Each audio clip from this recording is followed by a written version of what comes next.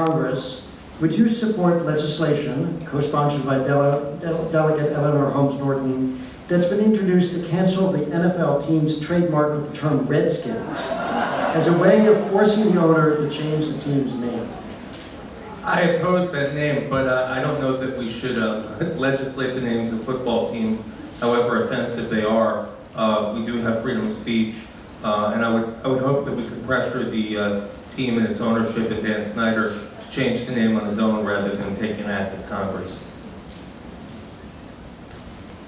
I don't think this should be an act of Congress, but I do think that there's a movement of the will of the people. Words do matter. There's a time in our history when certain words for African Americans were named and it was offensive. We have evolved, so we don't say certain words anymore. And I'm hoping that that evolution is what's happening with the Washington, and we won't even use the word, we'll call it the R word.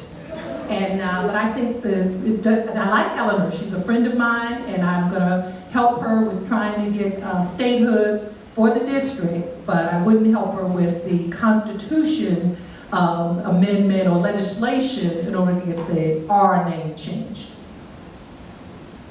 I agree with Senator Evan and my friend Laverne that the congressional legislation seems to be going a little too far, especially when we're balancing First Amendment rights. Obviously, the name needs to go. And we're going to love the team no matter what it's called. And I think we'll like it a lot more if we can put this behind us. But I do have 43 seconds left, and I want to tell you about the top finish. I spent 2 years with a bipartisan group of legislators going to the poorest neighborhoods in Virginia. And we listened and listened and listened, and 5 big things came up trying to lift people out of poverty. One is that women on welfare paid a 100% tax. If they went and earned $100 at McDonald's, we took $100 away from their welfare check. It was as regressive as you can possibly get. You had to have only one parent in the household. So we were driving the father out of the households in most cases. And there was no money for childcare, there was no money for training, there was no money for transportation. We said, please lift yourself out of poverty. We're not going to help you in any way.